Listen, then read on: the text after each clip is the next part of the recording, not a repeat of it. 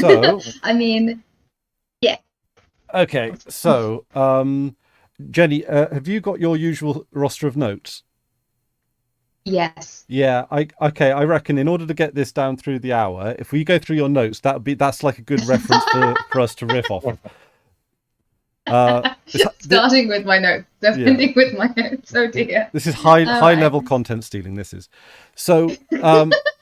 But I do want to say like off the bat that generally speaking, I was quite fascinated with the ratings on this episode because the modal average was a 10 out of 10 across the board on Mm-hmm. this episode, and I'm giving this one of the very few 10 out of 10s of any episode. This hit all of the hallmarks. On the second watch, I think it didn't hit as hard because Mm-hmm. the thing that this episode really nails is atmosphere. All the beats through the entire of the episode, it's raising this tension to the big conflict that we're going to see maybe start kicking off in the next episode. So this is the precursor to war, as it were, and they did it so well. It's almost like every other scene was a tension builder, and then every scene in between that was like a respite or a misdirection. Roughly speaking. The opening scene was one that reminded me a little bit of the scene where Cersei Lannister blew up the Sept of Baelor. Like, it had the musical introduction, it had the storytelling through the background characters, no real dialogue or very little dialogue. The music playing a big part. The music that kicked off the beginning of this episode, Romain Djawadi at his finest. Every single actor, in my opinion, didn't miss a beat.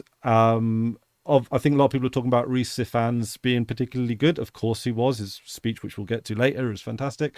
When I watched it again, because of the tension and because of the anticipation, some of the notes of tension didn't maybe hit as hard. So I don't know how well this episode necessarily does on rewatch, but on the first time watch, I was fucking riveted. Uh, Jenny, how do you feel? Yeah, I mean, I think obviously I hype myself up for every episode anyway. Mm, And I got a lot of like people who watch it being like, "This is amazing, this is like the best episode ever." And like I know I'm gonna go and enjoy it. So when people are like, "This is the best episode ever," I was like, "Ooh, mm, what is it doing?" I really really enjoyed it. It's up there. I think to be honest, in terms of like it's a good tension and build up episode, and it is really really well done. But I think in mm, terms of like the best episode of Hot D, I think the Black Queen is still up there. I think the Black Queen is still my favorite episode of the series thus far. mm, But of this particular season, oh yeah, it's like last week was kind of like a build up and mm, then the resolve, and this is obviously the fallout, and the fallout mm, is it's really good fallout, and it's a lot of there's a lot of answers. mm, Like it's answering questions and also creating new questions at the same time, and I find that mm, very satisfying. A lot mm, of the information that was kind of foreshadowed is coming into effect, mm, and I'm enjoying that. That makes me happy. That makes my mm, brain happy. mm. What do you think, Max? Yeah, this is definitely, I would say it's a 10 out of 10 episode. Everything was just on point, especially the acting. I Mm, want to say that Aegon's mm, actor, Tom Oh yeah. Glencory, he was on point this episode. I mean, mm, that whole, the King's Landing, everyone involved in that right now is Mm-hmm. just like blowing my mind. yeah. And and also just I gotta like the twin fight was Yeah. The just twin fight was great. so As a epic. twin, I condone this fight. Oh, Although I wouldn't necessarily condone murdering my twin. Please don't. it was Yeah, that one was interesting to me because that was like it's a very obvious microcosm of the house divided, and there is like this underlying, like, no jokes were made, but there was still some underlying comedy as to, like, I was thinking the yeah, Spider-Man meme when they were fighting. I know Max yeah. was too. Yeah. Well, yeah. Well, Otto Otto did say like Prank. what this is like a prank or Yeah. something later. Yeah. So they did like poke fun a bit. Mm. they were aware of the so, yeah, they were aware of the absurdness. No, it's not even absurdness. I mean, But they literally had Massaria going, last time I saw you, there was two of you, and then she's the one that identifies that there's the second twin. it's like And yeah, it's cool. And it's like Rhaenyra's good karma for honoring her house's word. Yeah, because Massaria obviously warned Eric as well, which Yeah. was that was one of those things where it's like, yes, like cause and effect. I love cause and effect in Game of Thrones. The fact that cause and effect actually is holding true in House of the Dragon is really lovely. The fact that like a kind deed does sometimes get a positive response. A kind deed that's not a kind deed just for the sake of it. It's not, you know, a lot of the times when you had Ned's mistakes, it was kind deeds which were just for the sake of honor. While I feel like there's some karmic resolve to kind deeds that are actually thought out and reasoned. It's not just for the sake of it. Like she's got a good reason to try and give Massaria a second chance. Massaria obviously pays it back. Yeah, and I think I suppose like it seems like the showrunners are definitely trying to set up the blacks as the good guys and the greens as the bad guys, because at the end of that episode, the episode of course finishes with Alicent checking in on Aegon, seeing him cry, and then she do a 180 and then just go a bed. Yeah. Which I mean, part of that is possibly, you know, that she doesn't know how to deal with her son. Like she just doesn't. And I think you could interpret that. So I interpreted that as she was going to go and tell him off, and she saw that he was grieving and was like, "What am I meant to do with this kid? Like I can't tell him off right now because he's clearly in a bad way. But equally, like, what am I meant to do?" There was a lot of that throughout the episode for the whole family. Aegon failed to comfort his queen, and Otto failed to comfort Alicent, who failed to comfort Aegon and Helena. And also, well, of course, Daemon was unable to comfort as well anyone. I was thinking, or himself. I was thinking particularly Baela. Because she's like father, and he just walks right past her. Walks right past her, yeah, and I think also as well we are looking at Daemon, Aemond, who was of course he was in the on the Street of Silk with the mistress that we saw in season 1. And he was obviously the dialogue was very like maternalistic, which is again there's definitely a mother kink going on there. Oh, I don't even know if it's a kink. I think this is therapy. Like it's like, I mean, some might say tomato. Yeah, like it's, but it's certainly a demonstration of basically Alicent's shortcomings as a mother. And in some ways, I kind of feel like they're laying it on rather thick because it's like, but I think it's like the thing about Alicent is that I think she takes on a lot of the characteristics of Viserys, because she is like well-intentioned but weak, and that in and of itself leads to bad things when that happens to people in power. It's the consequences of people in power. So I don't know, like I'm not, I know that the show is trying to pin her as a little bit like maybe more malevolent than she might be, or I don't know, like I just don't, I don't know, maybe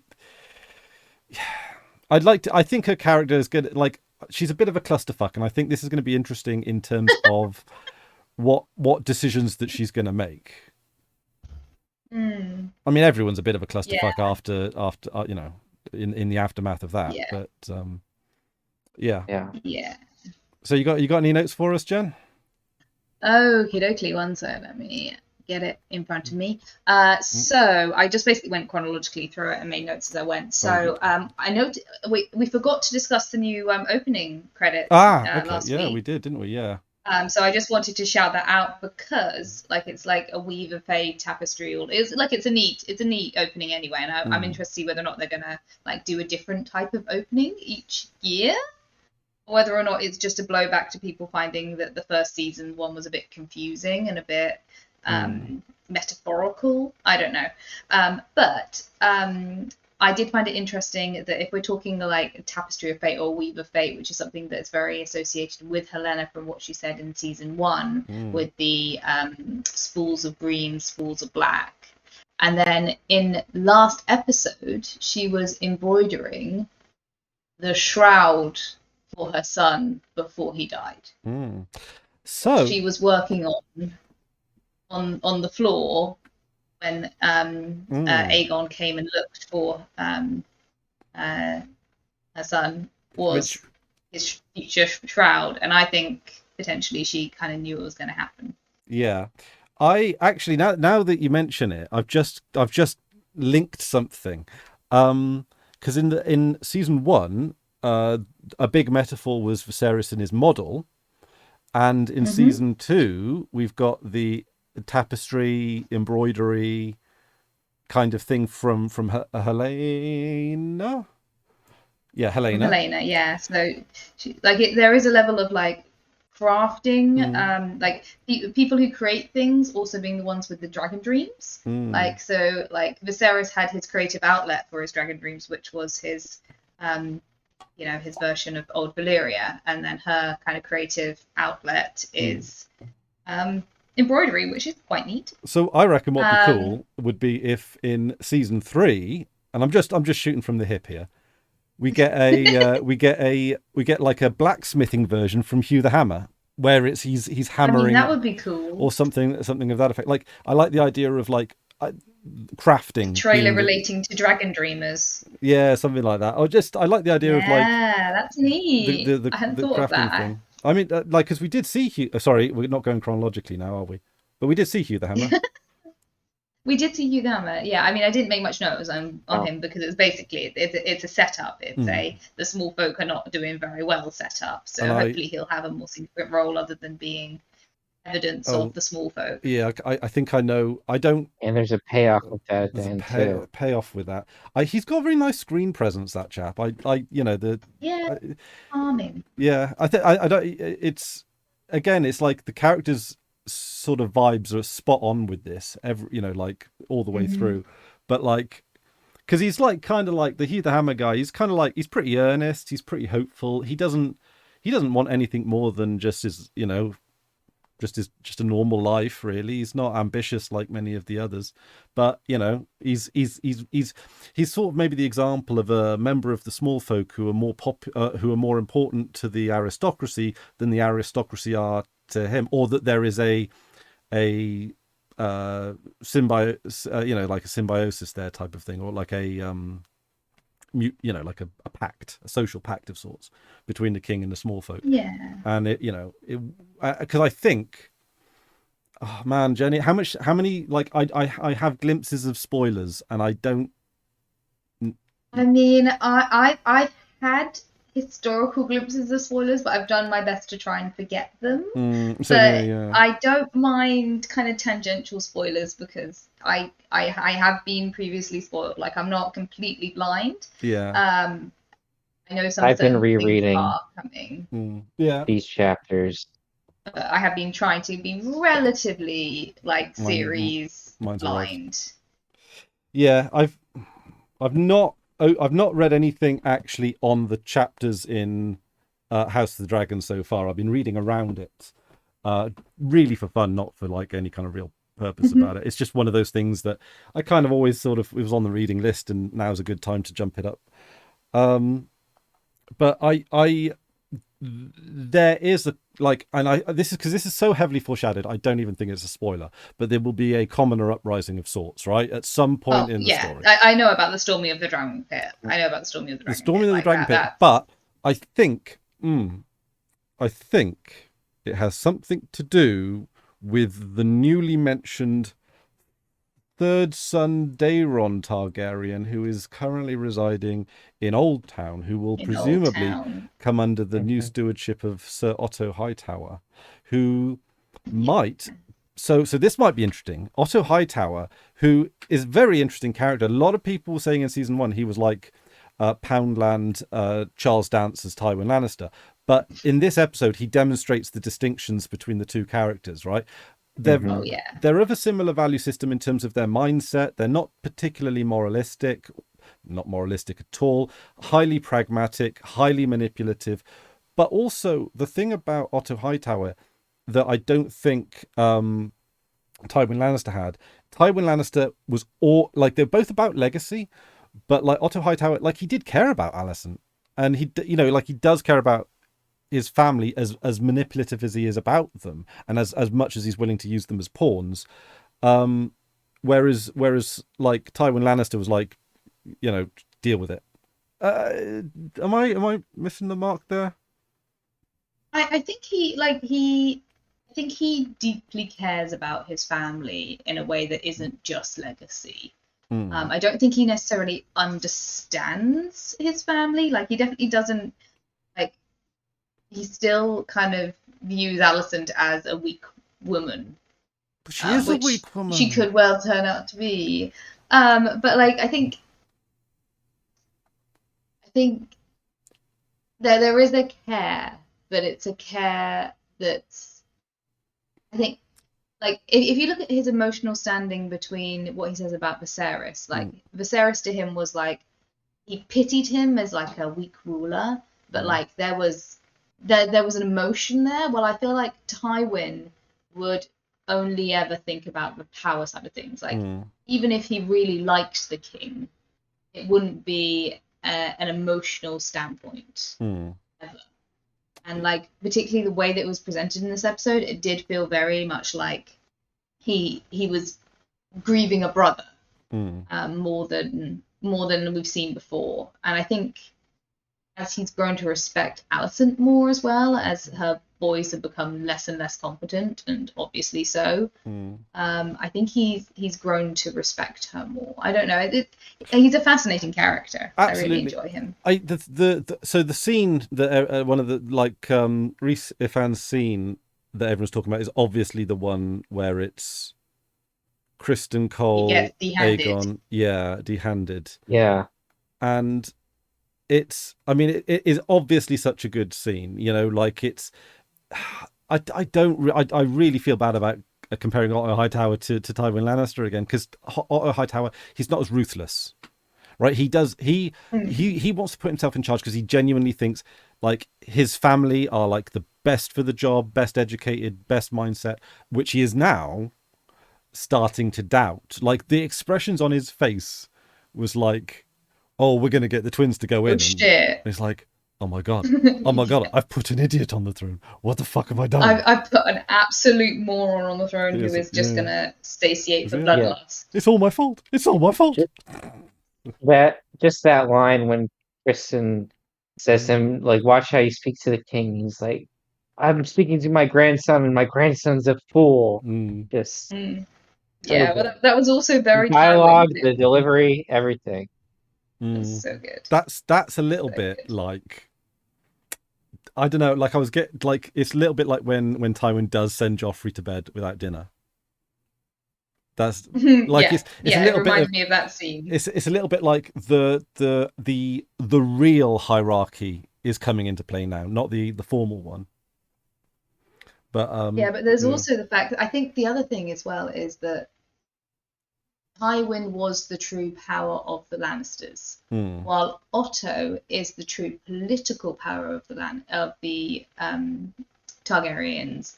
But actually, everyone he's talking to has more physical power than him. He is physically an old man, and these guys are people who have fucking dragons, and Criston Cole can literally like murder you with one strike. And so it's kind of, I think, sort of playing into the riddle from the original Game of Thrones about who holds the power in the room. Is it a god? Is it a king? Is it power resides where you believe it resides? And I think at this point in the series of Hot D, at the moment, power is residing with the king, regardless of whether or not he actually had political power. If that makes sense? It does. I find it kind of, it feels like a cyclical thing there. Sort of, where yeah. like they have physical power, and at the moment that's winning. And Otto has political power, which he's losing, but I think it'll come round to bite them in the arse. Well, yeah, I think I can only assume. So Otto's power base is obviously it's derived from Old Town, which is a very important place. In fact, it was it the capital before King's Landing? And I can't remember. It may have been. Well, I mean, there wasn't a United Seven Kingdoms before. There wasn't, was there? No. But it's where the Maesters are. Is it something that isn't there like some kind of something like I don't know. Is there not some sort like they don't crown the king because that's done by the High Septim. So I don't know. Maybe I'm blanking on it, but as I understand it, well, they run the Maesters, and the Maesters are like the educational backbone to the royals. Yeah. So they run obviously all the magic, all the law, all the knowledge, all the communications are run by the Maesters. They have like the only university on the continent. Power. And again, a lot of kings and rulers are illiterate as well. So you know, they basically they're the biggest, most powerful spy network. Yeah, well, a lot of the lords. You know, that's not nothing. In fact, wasn't Baratheon boy. Baratheon, yeah. Boris. But then again, Baratheons are like their stereotype is brutish, isn't it? Big macho man. Yeah. Like Robert Baratheon was the pinnacle of the Baratheon. He was, and kind of, I guess, yeah. They were, but Otto Hightower. I'm guessing, but maybe either of you might be able to correct me on this. Is that the Hightowers don't have like a standing army in the same way that the bigger houses do?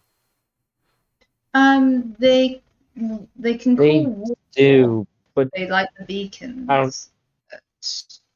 They're like, I think, as far as I can tell,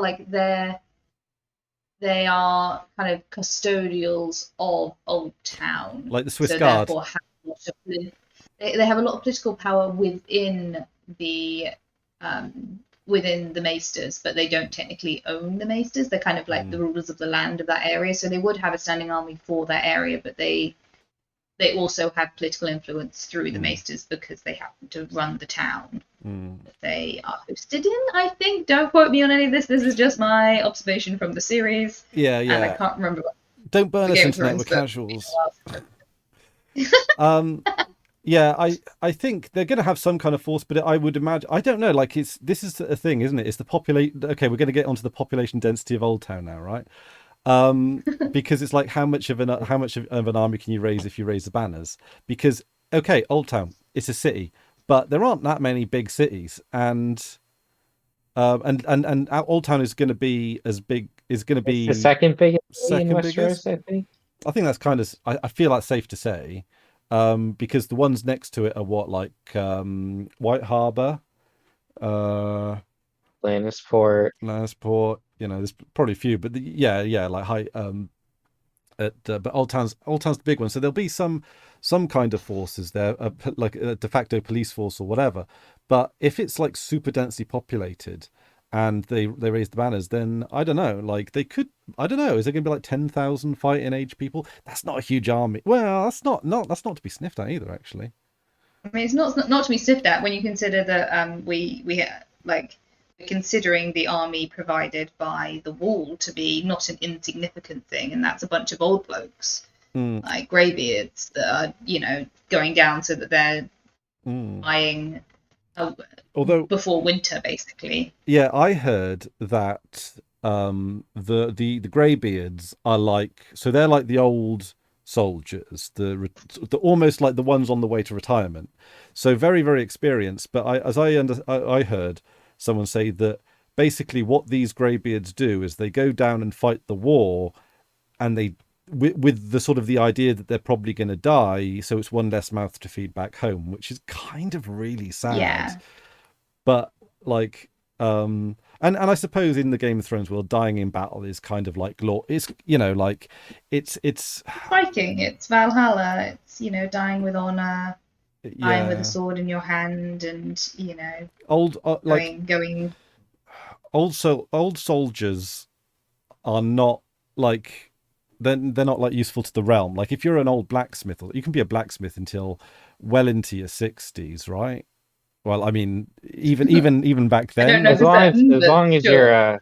your hands work, your arms work. and you might have apprentices to help you. Like it's not like you might, Yeah. but if you're a soldier, and you what can you do when you're old, right? You can't read, you don't have any skills or experience, and all the tradesmen in the village, they're going to want the young hands, aren't they? They're going to want strong lads. Maybe if you go to war, then the old Yeah. people take over, but like that's not an ideal What you need to situation. do is adopt some bastards if you want some strong lads.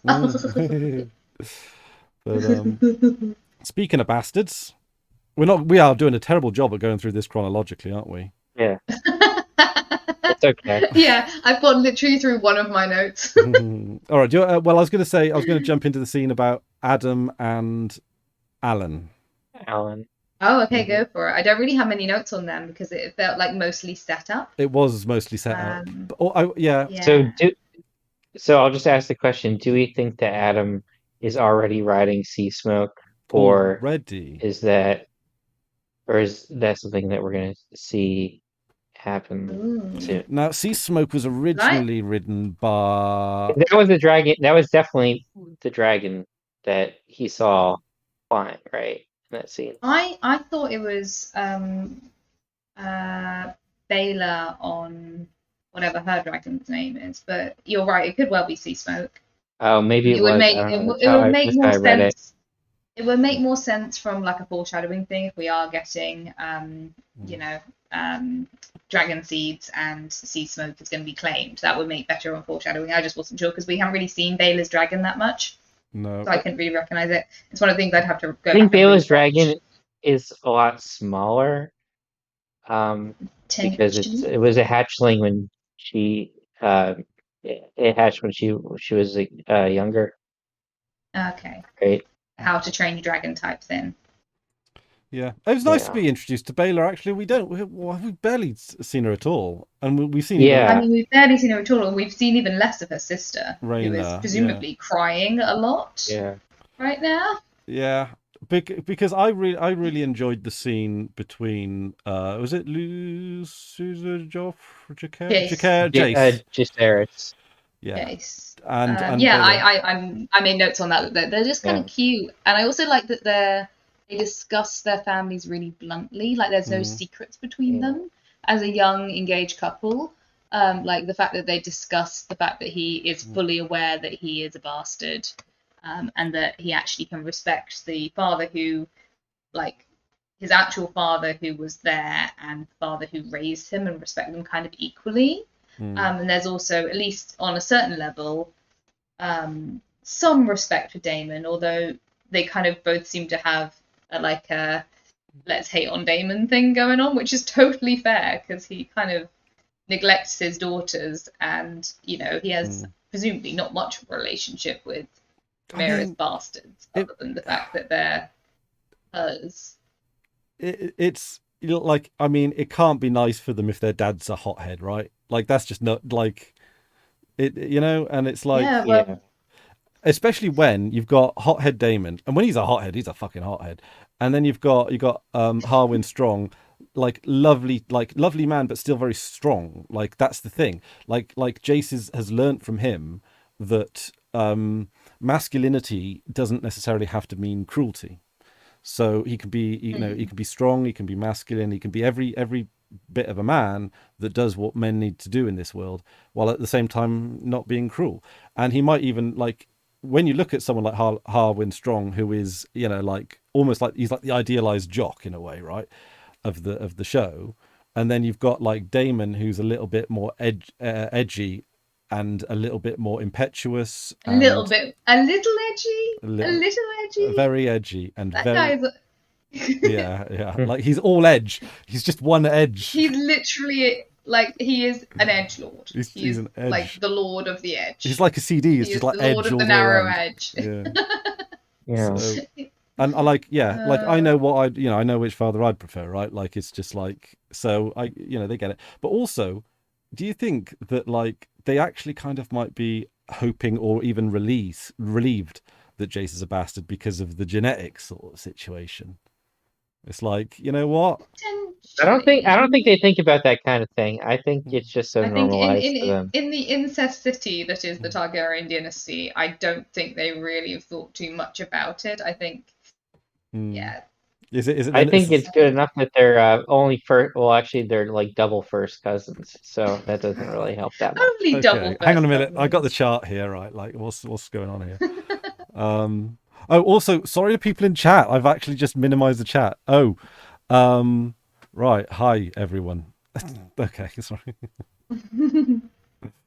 I mean, they're not chatting that much. Yes, Gifted Right. You are correct. We're just reviewing what's happening in the show so far. If we do slip into book spoilers, really, really sorry. We'll try and be as careful as possible. Actually, wait, they're not double first cousins. They're only first cousins once removed because Rhaenyra is not actually their father. So it's actually not. You're right. It isn't as bad. I gotta follow the line around. Right. I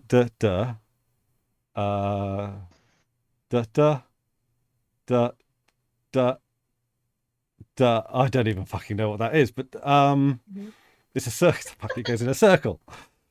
Oh, okay. I give up. It's a family scattergraph. I've got the chart right here in front of me. Can chat have a look at it and work it out? Okay, right. Yeah. It's a hot mess. It's a hot mess. It's a hot D mess. It's hot D, the hot mess.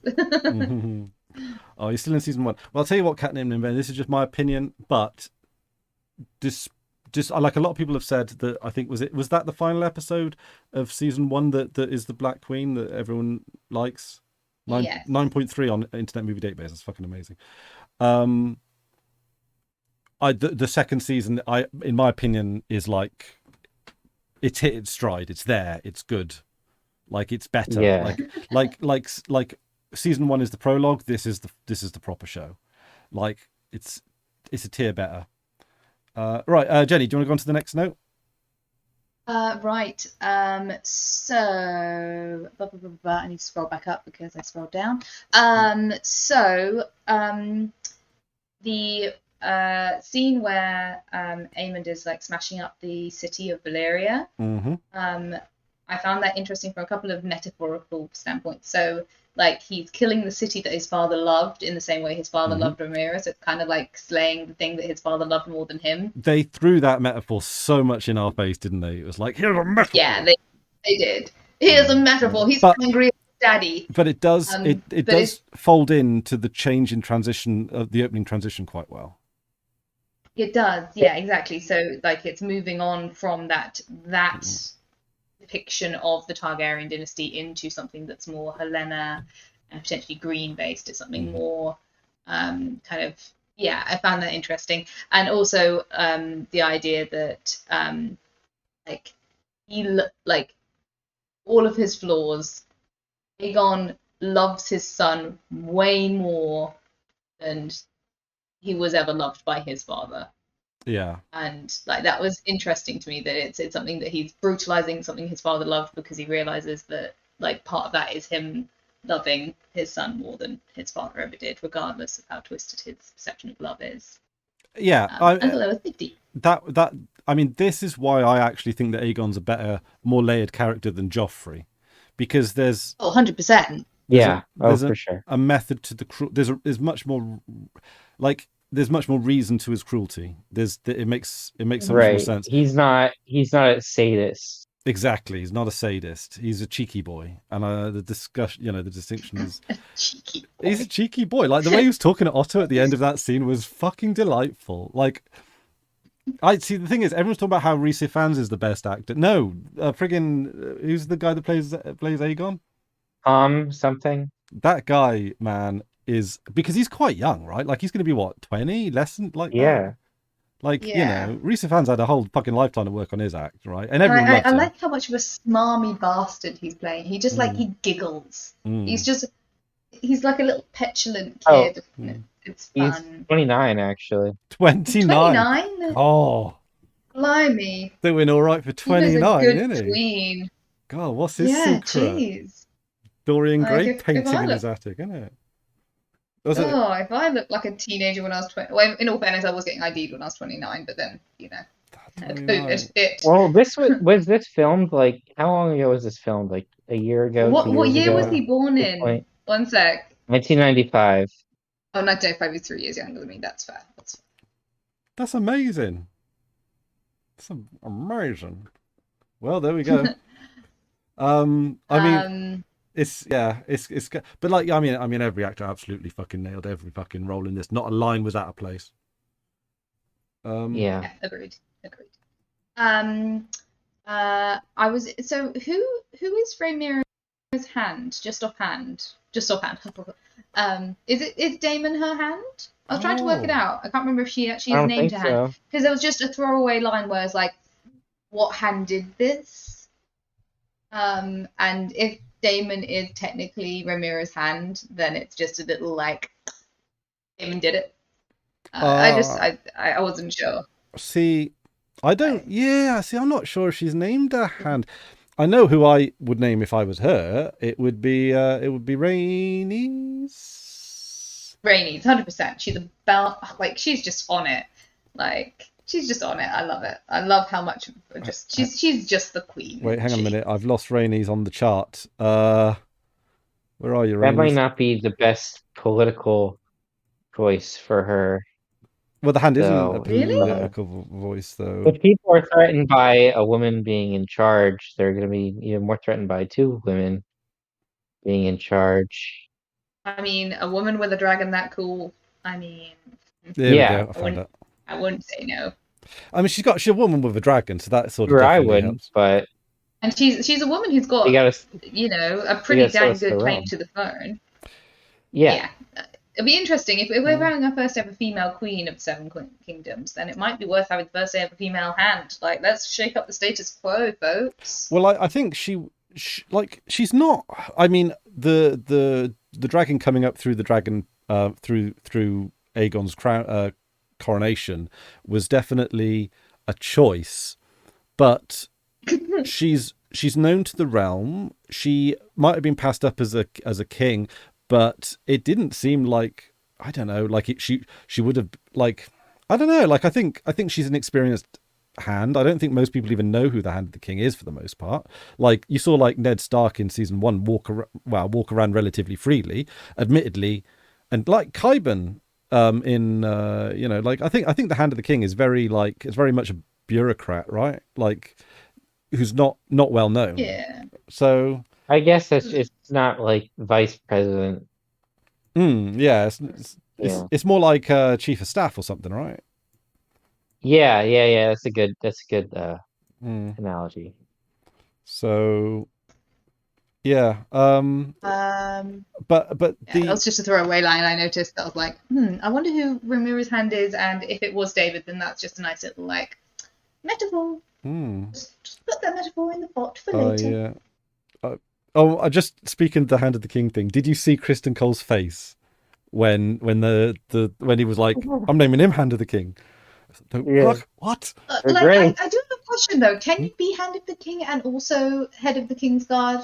Because I don't think that precedent is allowed. The king can do what he wants. He's a king.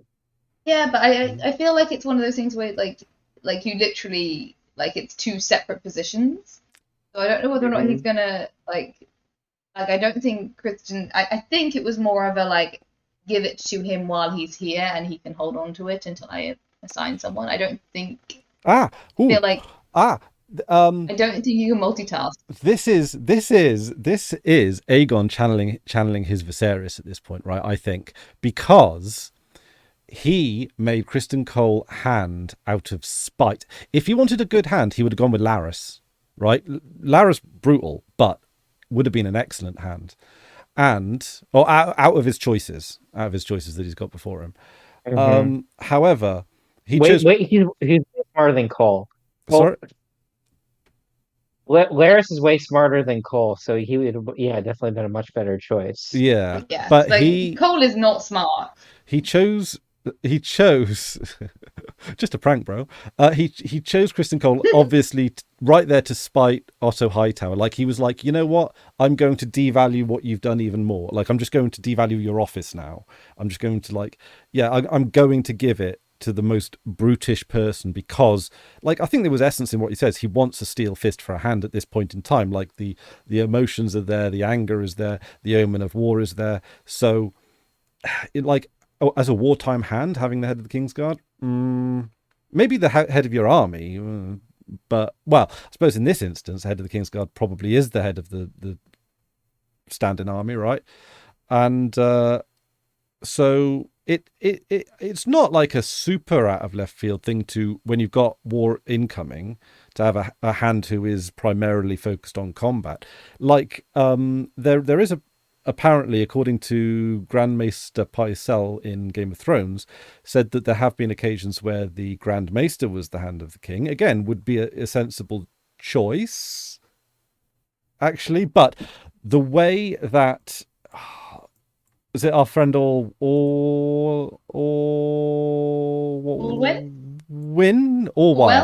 Orwell. Like, who was the person that was going around saying, and where were you? Where was the council? And, like, the look on Grand Maester Orwell's face was like, and not that I think he was in any way guilty, or that maybe he was, I don't know. But, like, not that he was necessarily guilty, but more like he kind of had that omen of, like, I think he's like scared. These fucking princes are just fucking dumb. I think he, like, you know, he is actually the smartest person in the room, and he's like, oh god, what have I got myself into? Like, I'm having to serve this brat, and I've got to save his life properly at some point because I'm his doctor and scholar, and he's clearly not a smart kid. Okay. Oh, we saw a little bit from Ironrod, Jasper Wilde, but he was just mentioned in the small council. Who was the hand of... not the hand, the Maester of Rhaenyra? Here we go. Maester Gerardis. Because I did find that a little bit interesting as well, is that we discussed previously that she doesn't let maesters in on her childbirth, but she does let maesters attend to her medicinally. And we did have a throwaway line from her maid saying the maester will come bring you some calming whatever to try and help her sleep, because obviously she's had trouble sleeping. I was wondering whether or not we think that she should really trust maesters given Old Town, even if in the medicinal centre, as like services, because I wouldn't. If all the doctors are coming from my enemy's town, I might say, I will not take your medicine, good sir. Well, I don't know. They have their own, like, oaths, like Hippocratic oath type. They do, thing, right? Like when we get to, in Game of Thrones, Aemon Targaryen is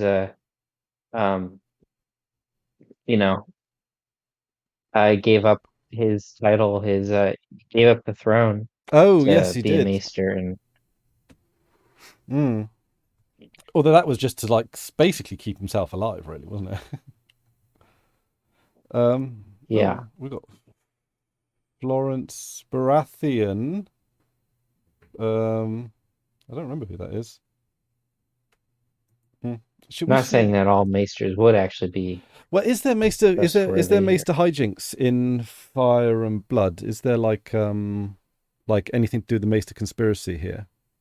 Well, the maesters are the ones that are writing the history, so it's possible. Like, yeah, like what are they not? What are they omitting? What could they be saying, including, but they're not? Yeah, I think so it's written from the maester's perspective. Is the show from the maester's perspective, though? Because there's definitely things that we are deliberately cut out of. So the one that is obvious is a son for a son. Audience deliberately kept in the dark about that. That's obviously a narrative choice. So is that narrative choice just from the showrunners, or is there like a rationale? Like, is that a misdirection from the maesters? Is that deliberate ambiguity from the maesters, or is it just like fourth wall storytelling, as it were. I'd be more inclined towards fourth wall storytelling. That it's the showrunners telling us something more than the maesters. But again, I'm happy to be proven wrong if the time comes. Yeah, it's the thing about the medium, right? Because it's not like on the final episode they're going to pull back and there's going to be a maester with like a hand cranking camera going, all right, can we do that again? Whereas in Game of Thrones, as hammy as it was, they did kind of like sew up the.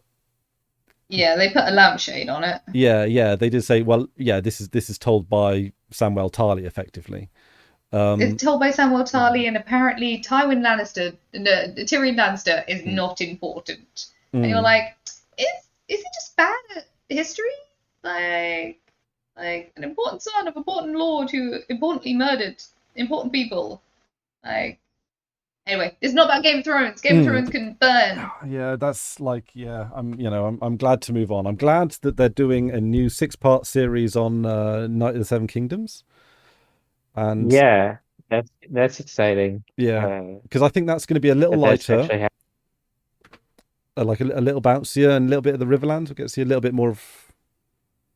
Yeah, I'm quite excited for that one. See where the Targaryen family is at in 100 years from now. Jenny, do you have any more notes? I mean, I haven't even touched my. Who needs sleep? Right. Second time Criston was at bed. There was the scene, obviously, in the last season where Criston wasn't there when the princes were fighting, and then this time he wasn't there when the princes were dying. Was he with Alicent? I don't know. I brought that up last episode anyway, but it is literally the second time that's happened.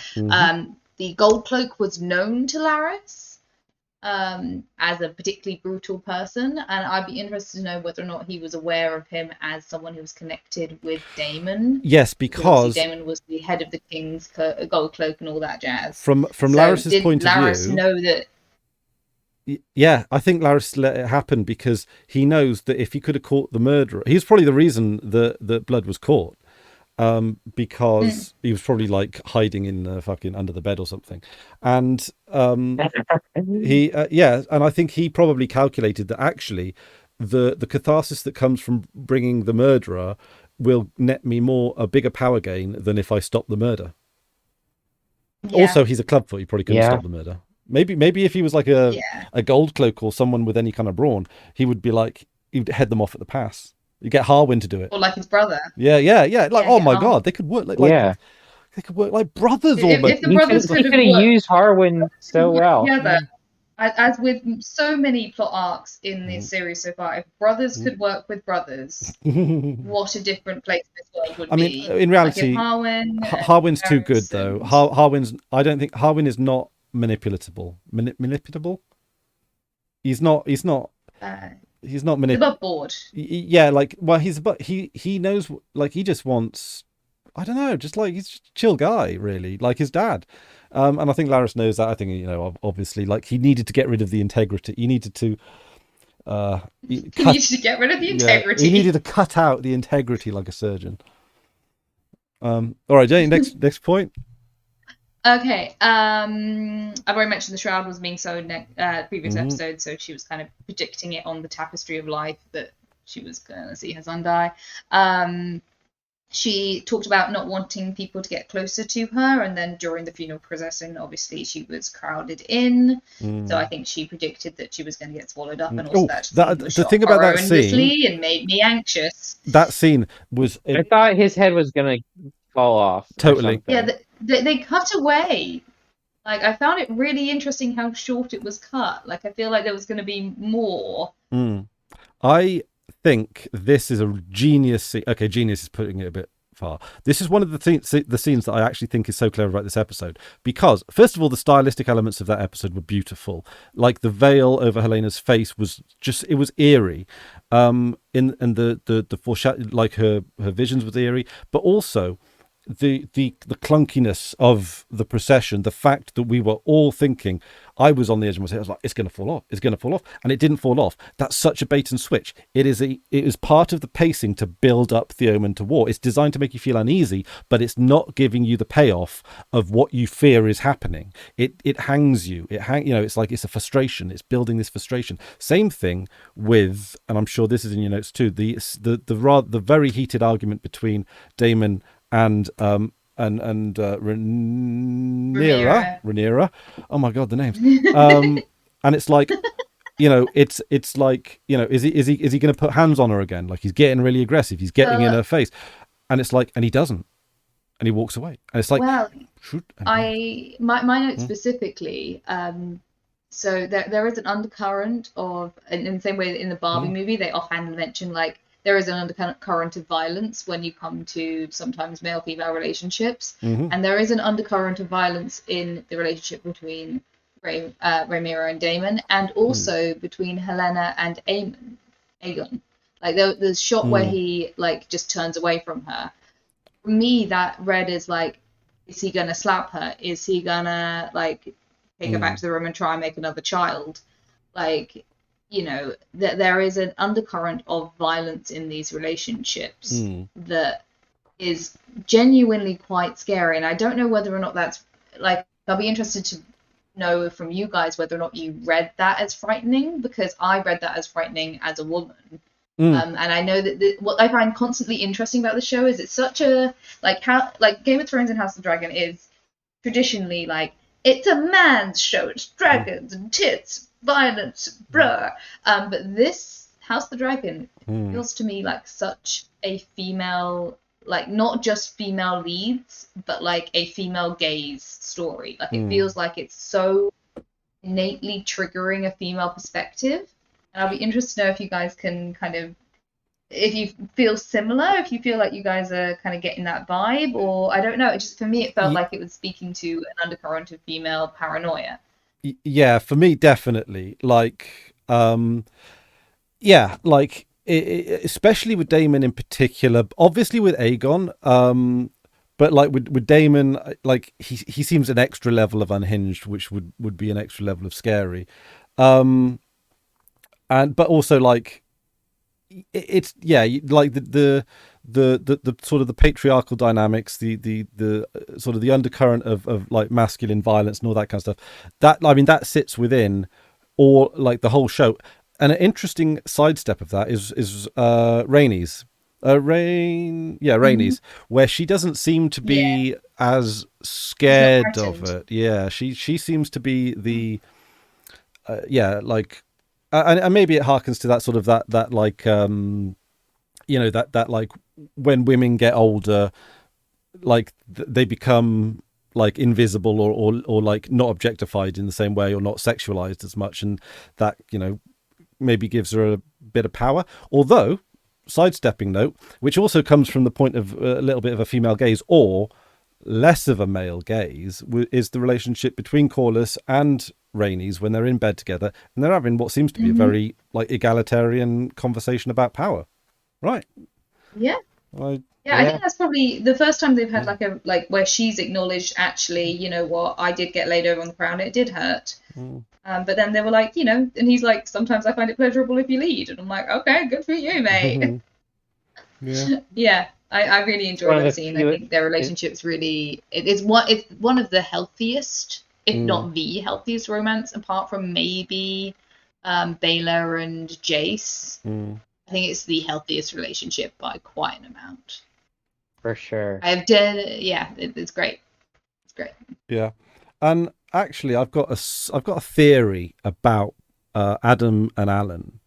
Is I don't actually think they're bastards. I think they're actually like legitimate children that have just been like shuftied into the sidelines. Just because I don't know. Just because I want to give bastards. The bastards. But like, how about tactical bastards? Like, it's like look, I know. Just have a few bastards in the bank just in case, right? Like, I don't know. I don't like. Goros is a cool guy, but he's not like a saint. He's a lord. Lords do what they do. Yeah, he's got a swagger to him. What is in you? Yeah, he's not like. I was actually I was actually just reading the part in the book where it's just Adam and Alan, and then the speculation about their parentage, and it said they're not going to be able to do it in the show, just because it really wouldn't make any sense, but because Adam and Alan are much older in the show. In the book, I think they're in their They're teens. They're in their teens, yeah. their mid I only know that because of the Vulture early text. teens. And their mother insists that their father is Laenor Valerian. But even in the book, the Maesters are like, it was well known that Laenor wasn't into women, so this is highly unlikely. And it's more likely that Corlys is their father. But it is never official. It never gets officially acknowledged that they're Corlys's bastards in the book. It gets officially acknowledged that they're Laenor's, but that's probably not. Yeah, I mean, he's pretty ancient, and he's fought a lot of wars, and their value system is, it's a little different. Like, it's almost expected in some ways, and like, it's not like he's like a unpleasant or unattractive fella. In fact, he's probably one of the drippiest guys in Westeros, really. So, like, yeah, it's why not? I guess, I don't know. I mean, I don't know. Maybe it goes both ways. Maybe Rhaenys has probably had some fun. She's pretty good looking too. It's a good looking couple. So invite, every 10 years they invite a third. Yeah, maybe that's how it goes. Yeah, maybe just have some fun. I mean, it's your birthday. kind of feel you like bring one in. The Valerians are a little bit like the party house in that kind of way. Like, they're okay with Laenor liking guys. Maybe to them it's all just as long as you do your duty, the other stuff is just living life, right? And who knows? And it's not. We're not seeing the religious overbearingness like we saw in Game of Thrones. So, any more notes, Jen? Jenny? Rhaenyra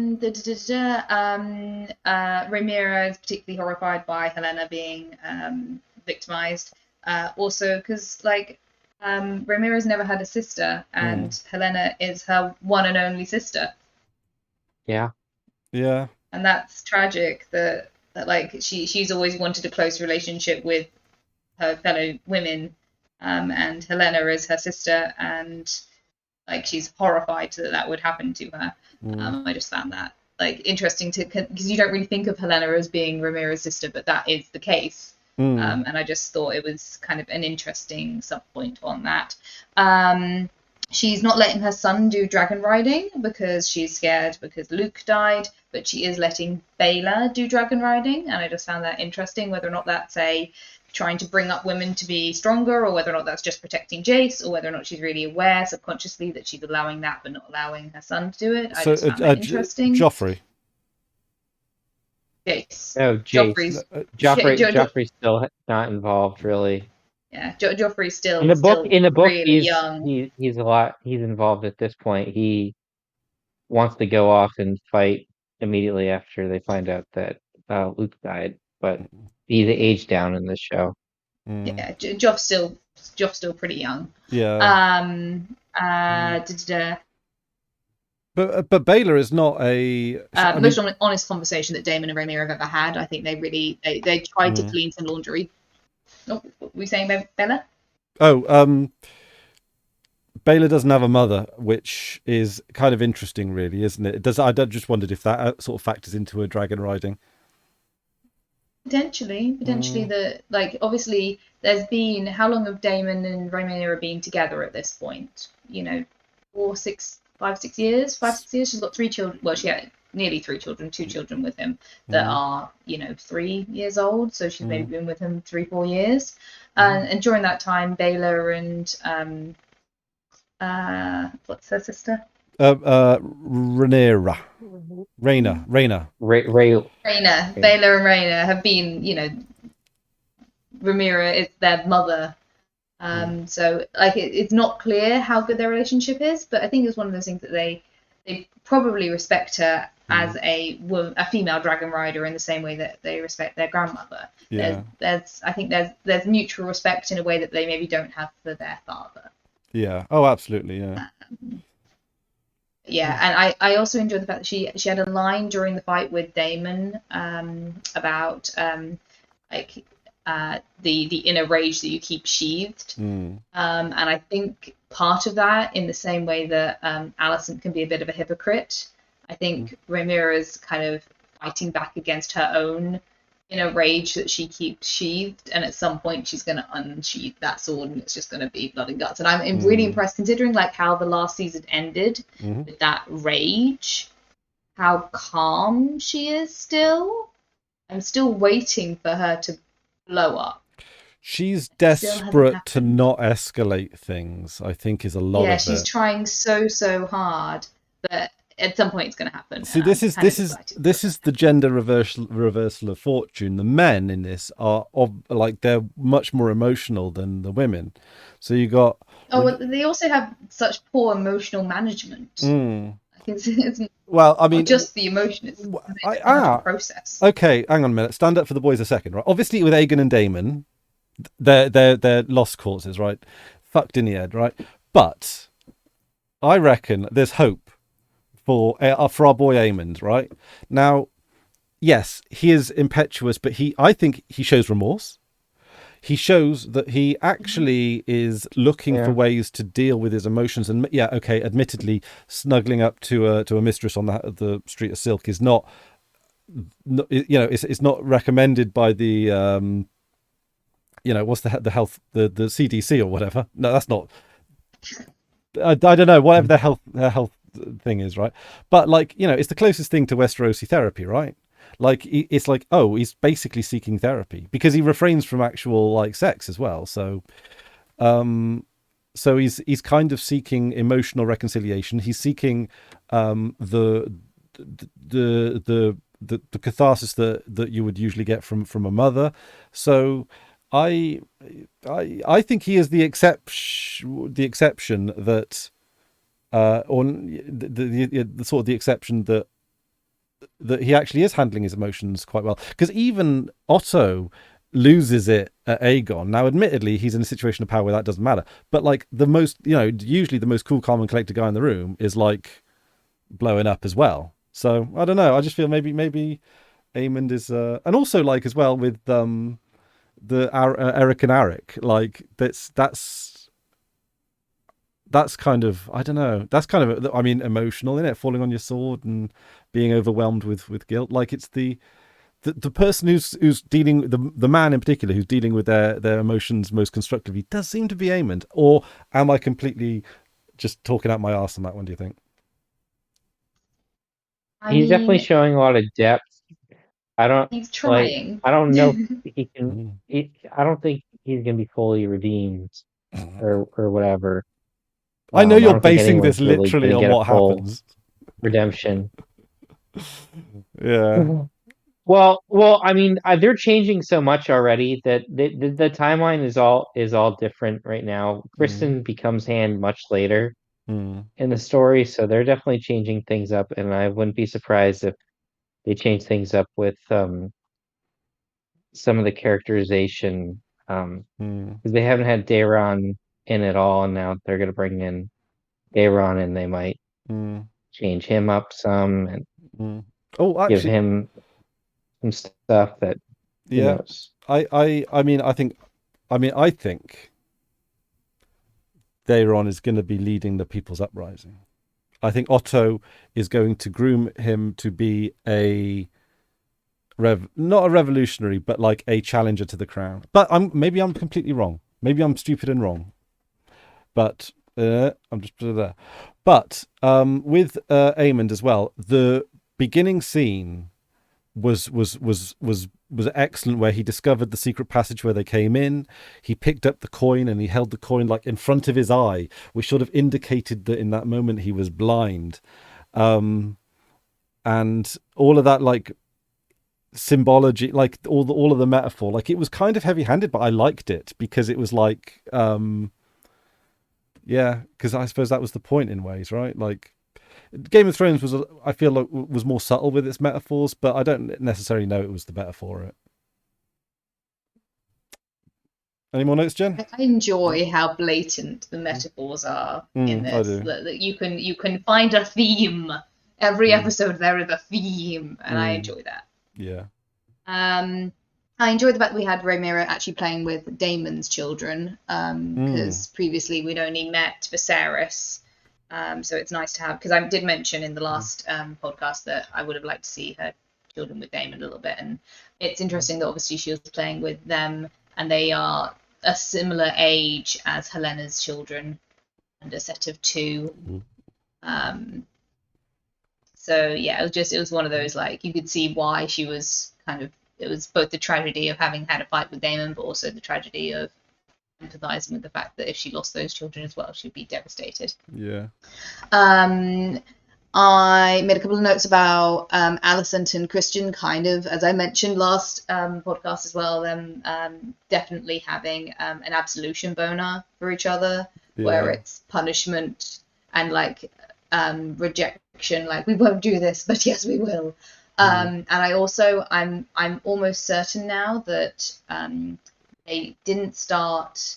I think the night of the assassination was the first time they'd actually had like classic penetrative sex, and before that it was sexual favors, which, given the amount of pressure put on like penetrative sex between a male and a female in this world, I really like the idea that the first time she tried to actually just do full sex and do it on top and like try and reclaim that sexuality, not in a sneaky, it's not actually sex, it's just sexual favors. And that being the day that her grandchild was murdered is got so much like painful catharsis, and I think it's a really interesting thing. And I think the way that she was trying to get absolution from her father and was saying that she'd sinned, she was only really counting it truly as a sin once it became physical penetrative sex with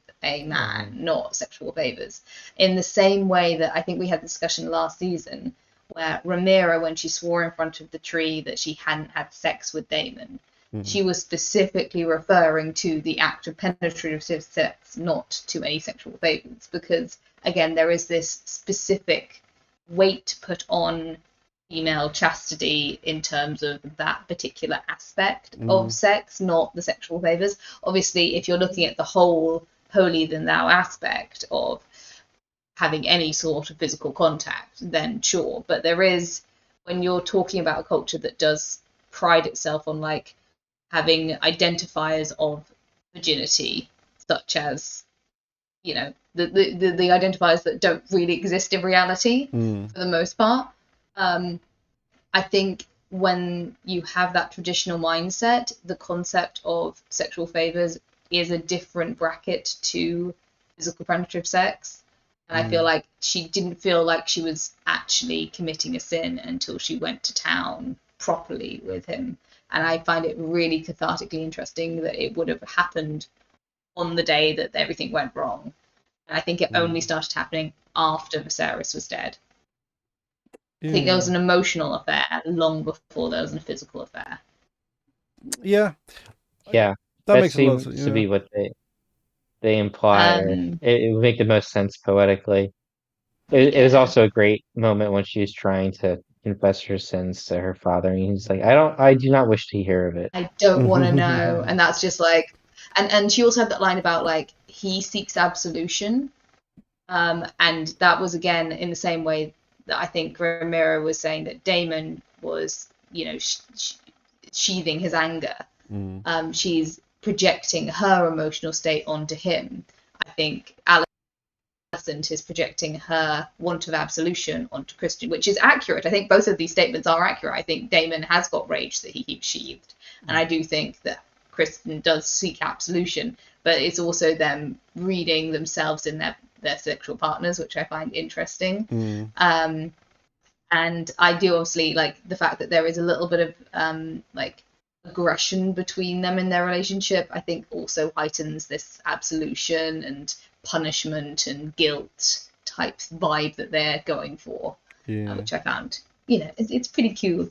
And I also, the whole scene with him like criticizing a white cloak and whether or not the cloak is dirty is clearly misplaced. He is feeling guilty and he's just putting his foot down where he can. That was just a moment. That was just giving us more reasons to dislike the guy, wasn't it? Like that was just side by side hypocrisy. It's just he's got. Well, I think both of them like they perform acts which are not moral in terms of what they are, but then they do like ritualistic cleansing. So his ritualistic cleansing is putting his white cloak back on and making sure that he's presenting himself as white, I'm a virgin and again, clean and virtuous. And she bathes. Her whole thing is like scrubbing, trying to wash off the sin in a sort of almost, baptism sort of way. She's trying to re-baptize herself. She's trying to clean her sins and wash them away and wash her hands of her sin in a very sort of Catholic way. So I just found that interesting. Yeah. Right.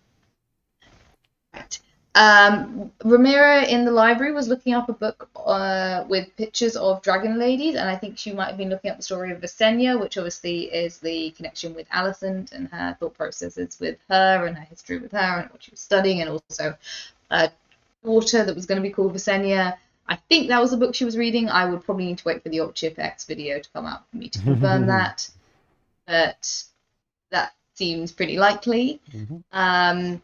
There was a bit of season 8. Well, I thought there might have been a little bit of season 8, like speed traveling, because they said yesterday in King's Landing when she was talking to the White Worm, and then the White Worm left that day, and then that's when the twin arrived.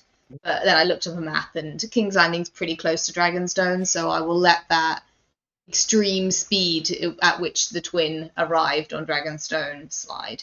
Oh yeah, you can do that I don't see, it's always hard to guess, but I would guess you do it in a day. I'd say you could do it in a couple of hours on a boat. 6 hours maybe, certainly a day. Yeah, an hour on a dragon. A few hours by boat. Okay, cool. I wasn't sure if the White Worm Miss Arya had actually stood up to reveal the twin sneaking in, but then I rewatched it and it does have the twin turning up and being like yelling, like bursting into the room and yelling brother. So I think the hint was dropped, and so Miss Arya has done her service. And actually, and that's interesting that's like just as a like. That's kind of interesting that, I mean, the episode was quite long. I think it's like 108 minutes. So it's certainly one of the longest episodes of House of the Dragon I've seen in a while. But I think, so it makes the 8 episodes a bit more tolerable. But it's a good example of the scene where she raised the alarm didn't need to be there. It was removed because we can join the dots without it. And I liked that they gave thought on what they needed to show and what they didn't, because every scene in this had a point. Yeah, I feel like it was one of those things where you got all the context, and it was only on my rewatch that I really confirmed it. But yeah, I'm pretty sure she did. We might have a dual confirmation next episode, but I enjoyed that, and I also enjoyed the fact that like we've had the what is the scar question completely off screen. We've never had confirmation what Miss Arya's scar is, but the fact that Rhaenyra is the one who asks it is significant. It's the first person who has asked it, so that's it's an earning of that reward. It's did she have the scar in season 1? A little bit. She had the scar in season 1. It was one of the things that we vaguely brought up as, what is the story with this scar? Is it a scar? Has she had that all the time? Because I think in the first couple of episodes she was wearing like a choker or something over it, and it wasn't until later that it became apparent. So I think it's one of those things that there may be a reveal of it, or it might be, I walked into a brothel type story.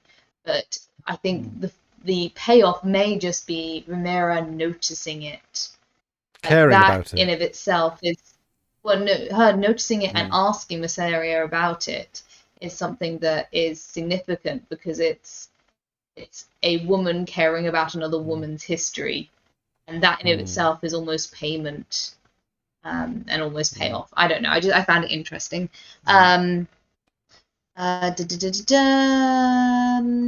She'd be a good thing of whispers.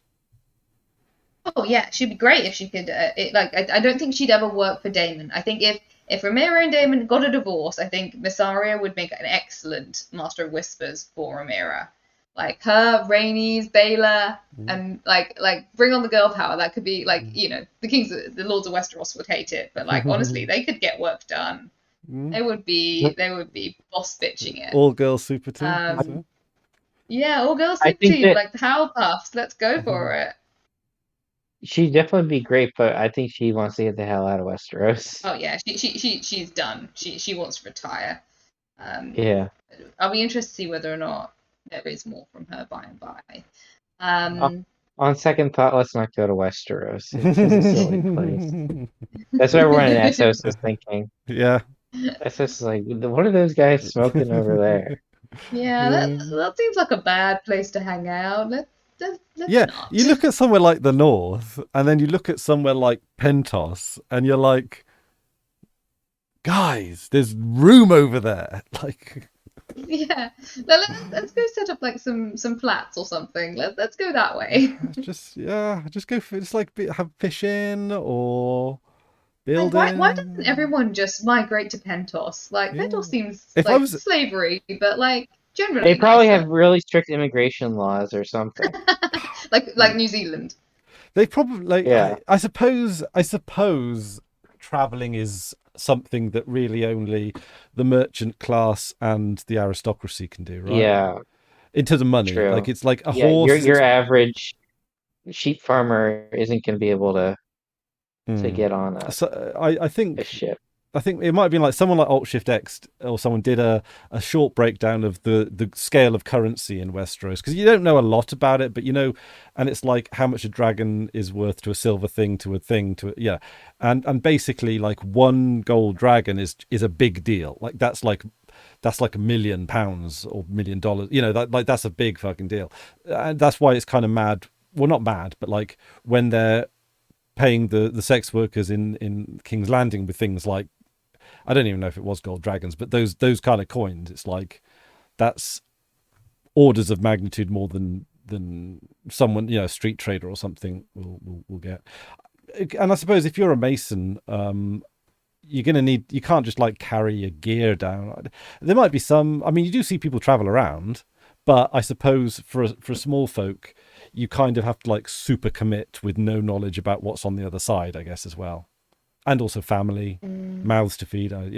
It's, I suppose, and like it parallels history. People didn't travel that much in medieval times. In fact, people didn't travel that much in Victorian times. No. Again, middle class, upper class. Well, yeah, they were going about, but like, any more notes, Jenny? I enjoyed the lines in the scene between Otto and like the little kingly rebellion, so we're poorer for it. You felt those words. Viserys was right about you.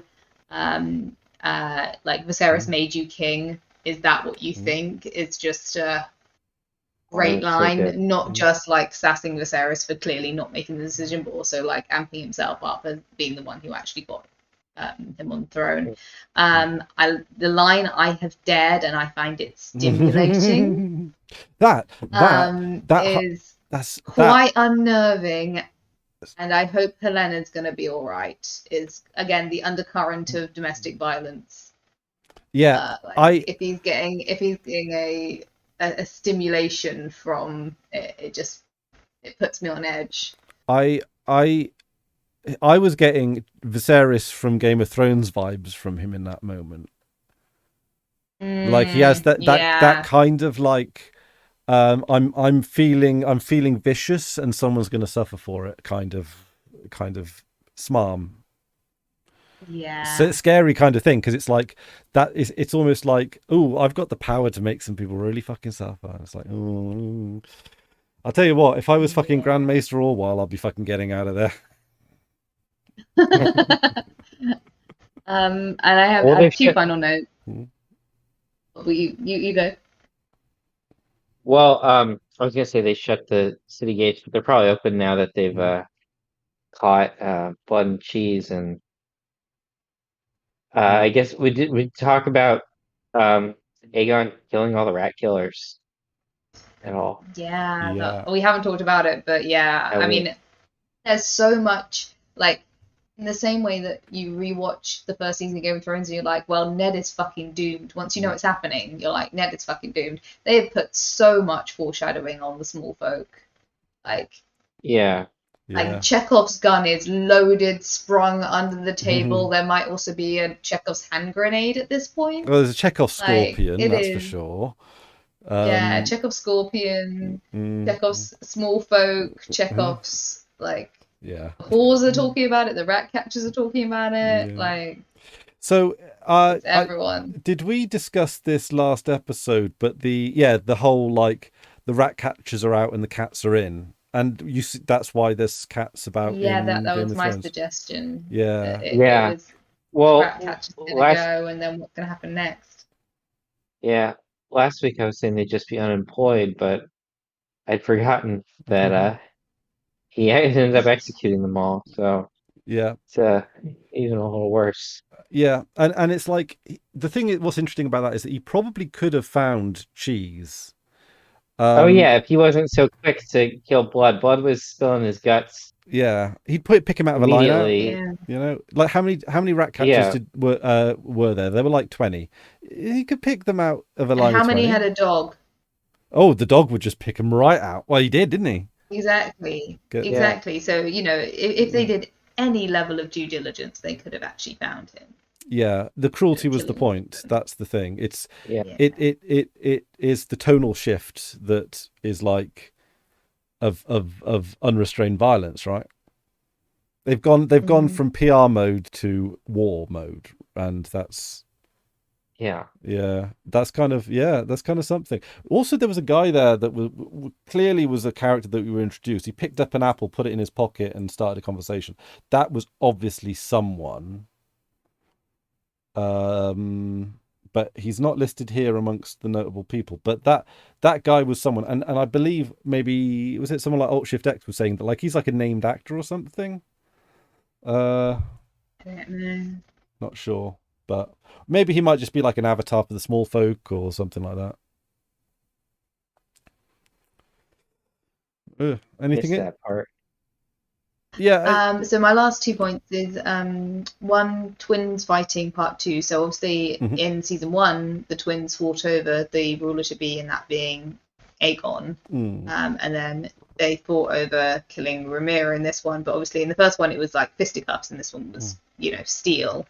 I kind of want to go back and rewatch both fight sequences and see whether or not they duplicated some choreography that had that similar vibe.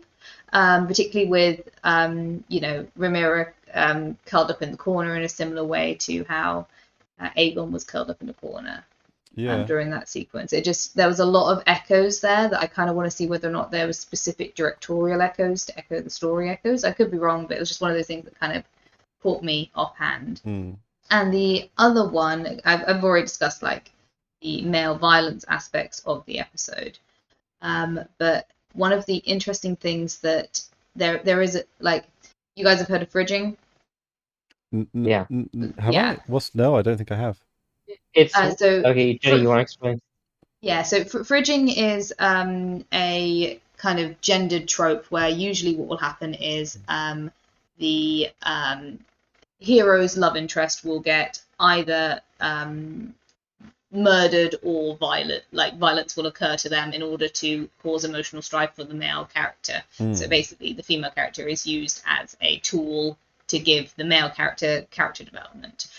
So the classic version is she gets decapitated and her head's left in the fridge. That's why it's called fridging. I think that's from Green Lantern or something. From Green Lantern? I think it's definitely a superhero thing. It's definitely a comic book thing. It might be Batman. I can't remember. I feel like it's a thing that a Joker would do, but there's kind of the more toxic but more subtle version of that, which is like kind of low level fridging, which is where it's just violence against the woman. Like the classic version of it is usually the male character who doesn't have good emotional management gets in an argument with the female character, their love interest, because of something completely unrelated. But then their enemies come and attack the female character and kidnap her or commit violence against her. And then he comes back and goes, "I'm so sorry. I didn't realize that. Like, I didn't realize what I had until you were horribly hurt. And I'm so sorry, and I come back and I will be better, and I will do better because of the violence being committed on you by a third person." And a lot of that is like, it's used a lot in romance novels because it's an external version of domestic violence. And I feel like this show has got enough of a female gaze to it that the Daemon Rhaenyra fight, followed by Rhaenyra being hurt or being attacked when Daemon's not there, kind of feels like it's doing a subversion of that trope. Where if Daemon was the hero, if he was the hero of the story, he and Rhaenyra would get into an argument. He would then go off on his own stuff. She gets hurt, and he'll come back and go, "Oh, I'm so sorry. Please forgive me. It was my fault." And then they'd live happily ever after, and he'd be a better man because he's seen the error of his ways. But I feel like this is going to subvert that trope, and instead, because he's coordinated an assassination of a child, and then he disappeared, and then Rhaenyra is attacked, and she's already said that she doesn't trust him. So I think potentially she's going to think, or the seeds might start to be sown, that he was the one that orchestrated this or had some hand in it. I think she's potentially going to be blaming him for this attack in some capacity. At the very least, again, not being there when she needed him. Like, one of the main grievances she brought up during this argument was him not being there when she needed him. And I think it's going to be another nail in the coffin of their relationship, the fact that he wasn't there. But if it was a less intelligent drama, I've got the feeling they would do "I'm so sorry, let us have romance." He's redeemed by the aggression of another male character. It's a trope that could come into play. I found it very interesting because it's so reminiscent of other archetypes. I think one of the things that is kind of patently obvious in House of the Dragon that the House of the Dragon has that Game of the Thrones hasn't, is that you can tell like Dan and Dave were really they weren't that great, right? Like they were loyal. They were loyal to the books, and that's basically all they were. When they tried to do anything that, with one exception, which is the Arya Tywin scene, everything else that they had a hand in, they kind of fucked up. But also there was a lot of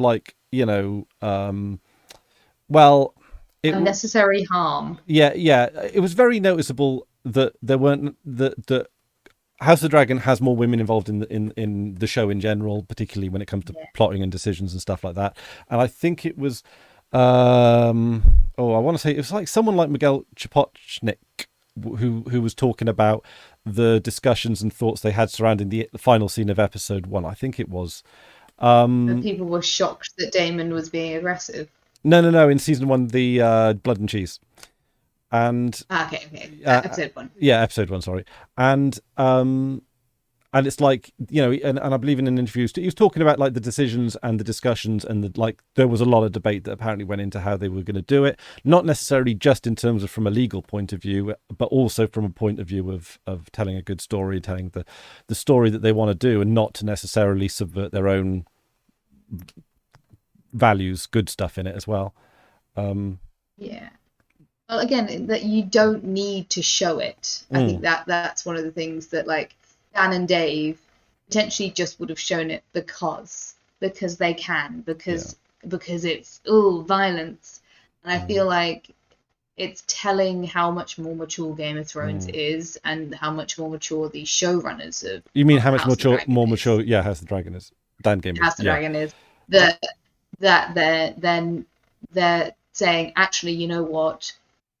Helena's trauma is enough. It is enough. You can get what's going on, and you can completely empathize with, like, there's a line from the beginning of this episode where Alicent says, you know, the child is dead, his suffering is done, but what they did to Helena is worst. Like, that's the problem.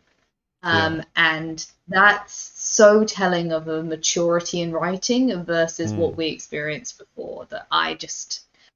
This is so healing. This, in comparison to Game of Thrones. Totally. Like, I keep saying it, House of the Dragon, just, it keeps hitting where it needs to hit. Yeah, this episode was up there with the best of Game of Thrones, to be honest. I think it's a part. Like, honestly, I'd say 90% of this series surpasses the top 1% of Game of Thrones by a long shot. And also, of course, this show is particularly season 2 is consistent as well. Whereas with Game of Thrones, you pick out the good bits and you focus on them. There's a lot of ignoring of bad bits in Game of Thrones. Whereas with House of the Dragon, like, every scene in this had a point. And if it wasn't showing something, it was contributing to the atmosphere. It was contributing to the pacing. It was doing something. Yeah, absolutely. I will say, like, House of the Dragon as well. Like I said it last season, like, every single frame is a painting. Like, in Game of Thrones, you had that one shot, or that one scene, or that one episode where there was something gorgeous. And this show, every episode, you could put a freeze frame and just be like, ooh, yes. Yeah, there's a lot of, like, the camera positioning and stuff like this. Like, I was thinking for this particular podcast that we actually have the show up, but I like, it's a bit risky with House of the Dragon, isn't it? You know, you might stumble into a frame that will get. But I did kind of want to do that because there were so many visual elements in that particular episode that were that were just absolutely beautiful, and they told the story through context fantastically. Couldn't have. Honest to goodness, 10 out of 10. 10 out of 10. It's there. Yeah, you got any more notes? That is all my notes. And I thought I didn't make that many notes this time. I thought, like we were going through this quickly. There was so much in it's a 1 hour 8-minute episode, and like we say, every scene had a point. We did do. I think we've gone through this at a brisk pace. I think we've probably missed out more than we wanted to, but whatever. We can always come back to it next week or whatever. But it's just like, when you've got a 1 hour 8-minute thing where every scene has something, it was, we were lucky to get through it in the 90 minutes that we're doing it now. But thanks, Jenny. You've absolutely, like, complete, because to me, my brain with this episode was so scattered, it keeps hanging on to, like, oh, this bit's amazing, this bit's amazing, this bit's amazing. It's like, I appreciate, like thank you for adding structure to my manic thoughts on this. Well, this is why I make notes. I usually do a complete just enjoy it watch, and then I usually think about it for a day, and then I go back and I rewatch, and I just type notes as I go, and then I just delete them as I say them. It helped, like, the thought process about the fridging aspect of it clicked just on my drive into work today, and I was like, oh my gosh, like, if it was a different show, or if it was like a classic, fantasy story, or, even a film noir, they would have the hero coming back, having seen his woman be hurt, and everything would be right in the world. But actually, that is exacerbating a toxic domestic violence trope that the man will just learn because the woman's been hurt. And when it clicked, I was like, oh, House of the Dragon, you did it again. Because I think, like, that bit is yet to be paid off, really, isn't it? Because Daemon could actually he could actually reveal himself to be the absolute bastard that he is through this particular mechanism. It's maybe he just, like, the subversion might be in some ways kind of worse than the real thing, insofar as insofar as Daemon just doesn't care, or he's like, no, I don't care, I want my goal, which is, well, I think he's going to come back from, I think what he has done is, my suspicion of what he was tootling off to do was he was tootling off to go do violence because that's his way of doing mental health. And so he's violently going to take Harrenhal. He's going to succeed in taking Harrenhal. He's going to come back and expect Rhaenyra to be like, oh, you took Harrenhal, all is forgiven, let's fuck. And instead he's going to come back to a traumatized woman who has literally just had like an attempt on her life. By Kingsguard, yeah. Even though by Kingsguard, when she literally said, we're upping security because I'm worried about assassins, and was assured that the security had been upped, and then witnessed all of that go down. And she's going to potentially blame him for being either negligent or directly involved.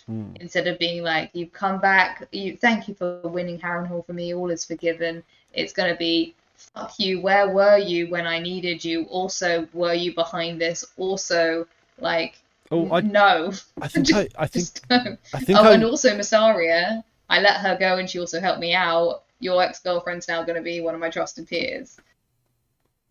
I think hang on a minute, I think something just clicked. Oh man, I hope I don't lose the thread because it was a really good it was about oh my god, I'll try and write it down or post it or something. Oh man, but one thing I want to say before we do wrap up is you and Max were right that it was I think either you or Max or both of you were right that Criston Cole is the Hand now. Because I thought maybe. I mean, I wasn't sure. I'm still not sure because I just don't know what the legal status of being a Kingsguard and a Hand is. I think Max mentioned that in the books that he does become Hand. So if he can become Hand, absolutely no problem at all. I just wasn't aware that was something that a Kingsguard could become. Because I did. Whether or not you can be promoted out of being Kingsguard, that seems like a strange place to go, but that was me. The only thing that held me back. Well, because I did float the idea of Aemond, which he might not be out of it forever.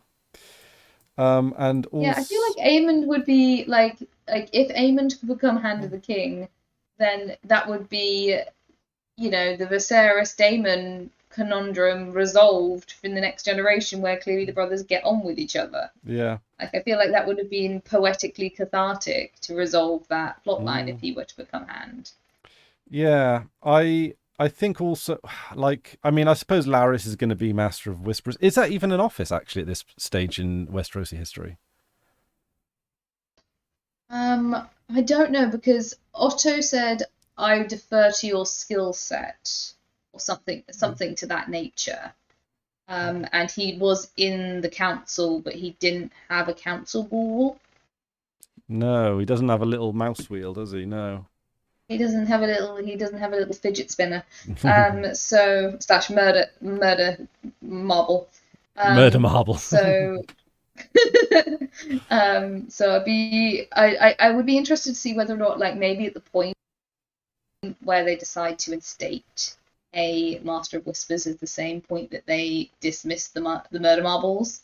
Maybe that's part of their transition into a different form of council. Having a Master of Whispers means that, I don't know, I feel like that might be something that's going to come in the future. But he was allowed into the council chambers, but he didn't have a council ball in the same way that the head of the Kingsguard is allowed into the chambers, but isn't. I think a council. I don't know. I think the Kingsguard. I think the Kingsguard is a formal place on the council. I don't think it is because if you remember last season, what's he called? The cool older one. He didn't sit at the table, and he didn't have. He stood behind the table. He didn't ever sit at the table. And he was head of Kingsguard. Yeah, but I mean, I think. I'll be able to check. I can't remember. So that's Kingsguard. Yeah. Yeah. Well, he's not listed in the small. But none of the. Yeah. Yeah, I don't think it's a small council position. I think in the same way the head of the Gold Cloaks is an honorary council. They're there to be security. They're not necessarily like they obviously have influence when it comes to questions over certain aspects like war or defense. I don't think they're officially part of the small council. Oh, Max is yep. So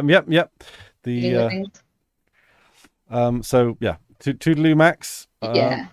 Thanks for joining us. Well, I mean, we're probably wrapping up now because you got like work tomorrow. Yeah, I've got to be up in 5 hours. Oh, I'm sorry. I would be leaving the house in 5 hours. No, it's all right. Like, self-committed injury. It's all good. No, I'm off the weekend. I can sleep off tomorrow afternoon. Okay. I'll try and get us to be better and all that kind of starting early. It's all right.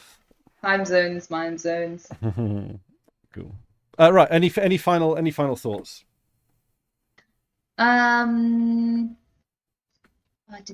Shout out to the embroidery this episode. The embroidery was top notch. I haven't had a real chance to kind of dig into the costumes too much this season. I did enjoy the fact that Rhaenyra kind of had like a sort of pointed collar in a similar way to a lot of Dany's later costumes when she's in war mode as War Targaryen, where she's kind of got shape-shouldered, sort of almost off-shoulder neckline.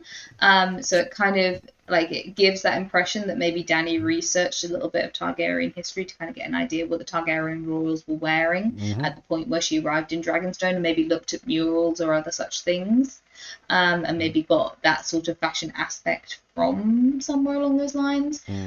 Or it might be that it's just a sort of Essos sort of vibe. I'd have to rewatch season 1 and season 2, and I can't be bothered to rewatch Game of Thrones early seasons to trace the fashions. But I enjoyed that a lot of the costumes are reminiscent of the later period, and I enjoy that. At some point, I'll do a full costume review. Yeah, that makes sense because in the beginning of Game of Thrones, there was a huge anti-Targaryen sentiment, so it would stand to reason that Targaryen fashions were out. But then when Daenerys comes in, she's obviously going to try and bring them back with her. So it's a little bit of a cultural dimension to the war, I guess. I like the idea that in the same way that Rhaenyra and Daemon kind of covered Valyrian history, and Viserys to another extent covered Valyrian history, and they had a Valyrian wedding. I like the idea that late season Dany maybe had a chance, particularly when she got to Dragonstone, to look into some Targaryen history and maybe take some influences and some shapes. And I feel like in these old castles you would have paintings or murals or carvings of Targaryens of old that she could use as inspiration for her fashion. So I just, the main thing was the embroidery, because I just really, I kind of want to, I know Ultra X mentioned that Helena's got like a sketchbook of all her versions that I don't know where that came up on, whether or not that was behind the scenes stuff or whether or not that was actually in camera. But I was trying to get a close up on the embroidery she did for the funeral shroud. And as far as I can tell, it was like phoenixy, dragon birdy type things. But I kind of would like to see, I think there's a website, one of a YouTube channel, I think it's Costume Co, does like very, very detailed, very good breakdowns on each individual costumes, and like how the embroidery is done and all that sort of things. And so I'm hoping they'll do a breakdown of what the shroud actually has on it to see whether or not there's any other details worth having. Wonderful. Yeah, sorry, that was my last point. Occasionally, I just want to shout out the costumes. Even towards the end of Game of Thrones, the costumes were one of the things that were on point all the way through. Production design flawless. Absolutely. Always.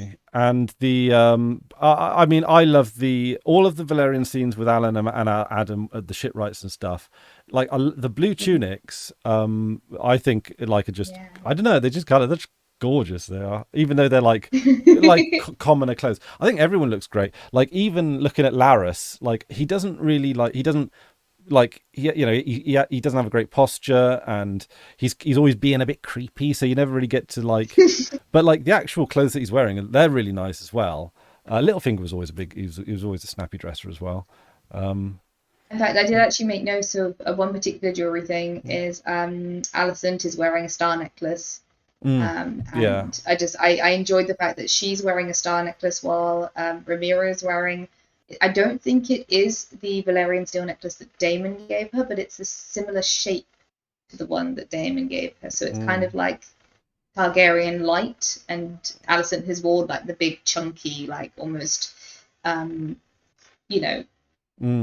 mayor 7 pointer star, which was wearing something a little bit more like discreet and well, she's light. She's literally virtue signaling, like with the she is like she's scrubbing her sin off and virtue signaling, and Criston is worried about whether or not he starched his gown, his cloak lately. It's pure virtue signaling. Yeah, it's wonderful. I love it. I really honestly, this show is such brain food. It's great. And enjoyable brain food in the same way that reading Austen is enjoyable brain food, where you can get along with the ride, but if you want to dive deep into it, there is layers and layers of intelligence, and I love it. Absolutely. I mean, especially with context of with Austen and everything. She it's an interesting approach to class in all that kind of stuff. But all right, cool. 10 out of 10 for me. This is the best episode yet of House of the Dragon, and there were some good ones. That's tough competition. But like everything is just acting, costumes, composition, plot. Not a thing wrong with it. So that's just how I feel. So okay, cool. All right, thank you everyone for joining us. Yeah. And we'll see you next week. Toodaloo. Yeah. Stay tuned.